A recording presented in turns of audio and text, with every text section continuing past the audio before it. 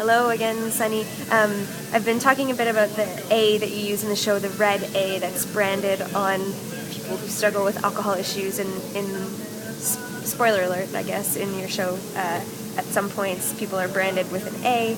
You talk about what that means in the show, and as I've been saying, I've been having a hard time even formulating my question, so I'm just going to throw it to you to just talk a bit about the A and where it came from, and please. Cool. Yeah.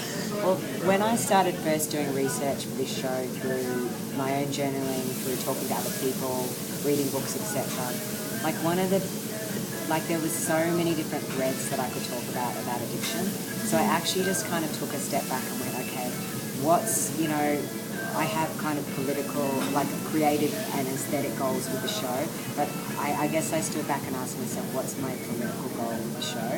And for me, my strongest political goal is destigmatization. And it really, before I made this show, I told probably 5 people on the entire earth that I had a drinking problem. I was so incredibly ashamed of my drinking problem, and for me that was like a fear of stigma and, the ways that, when people find out about folks' drinking problems or whatever, it can be, there's a lot of shame that a lot of people have around that. So for me, the A was kind of really tangibly exploring. So clearly we obviously don't get actually branded with an A on our face, but that, for me was like finding a physical way to explore some of that actual shame that I felt in the lead up to the show.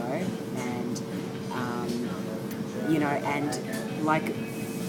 kind of from talking to people, it seems that one of the biggest things in people getting through addictions is, well, obviously their life circumstances changing, because, we have to keep remembering that, people don't just struggle with drugs or alcohol, people struggle with transphobia or racism or poverty or ableism or, pressures and blah, blah, blah.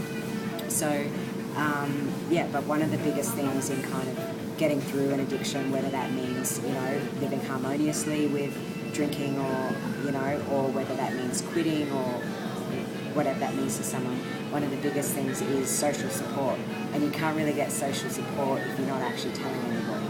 So, for me then, trying to really explore what's the stigma all about, who gets stigmatized, because we notice that Naked, the puppet, gets the branding, but Fancy, who's a way more privileged puppet, doesn't get the A branding. So who gets stigmatized and how, and who gets access to pretending that they don't have a problem, and whose problem is worn on the surface. There's a line in there about Caitlin's having problems with the landlord, so maybe Caitlin actually can't drink at home, and is maybe drinking out in public, and etc. So, yeah.